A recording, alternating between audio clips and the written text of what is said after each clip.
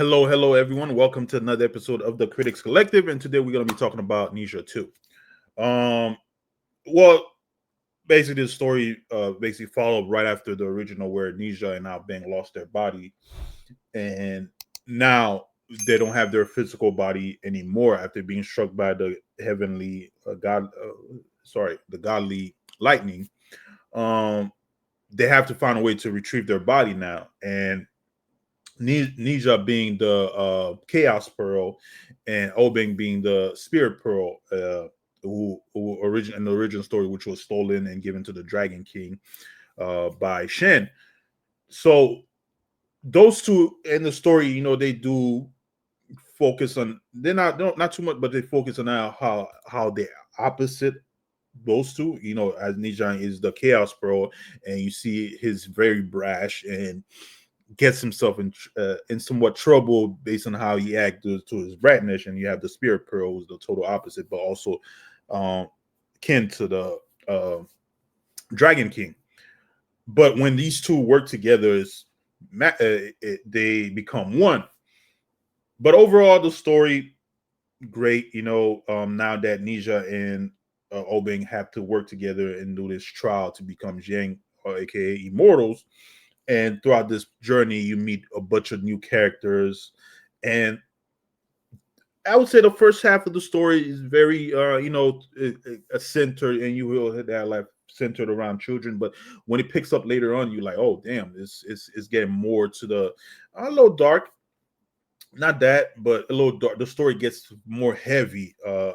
And it's not that it's bad, but it's better. And the animation, even the final battle, is just ridiculous.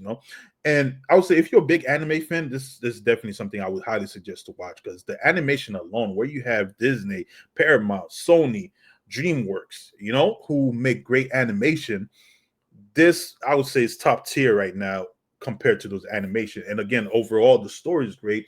It's very heartwarming. Ne Zha's where his mom, who's voiced by Misha Yao in this story, and again, his relationship with his mother and father, and where you have this character, it's still like in the original, where you have to make your own path.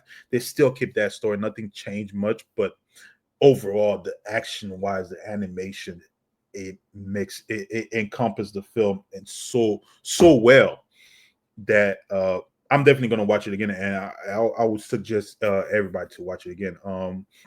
And from my understanding, A24 bought the distribution right to distribute this film. And and you again, something you were here again, as far as this film go, it is a $2 billion film in China, and right now it's in the state. I know it's not doing the numbers that it's doing in China, but it is a good film.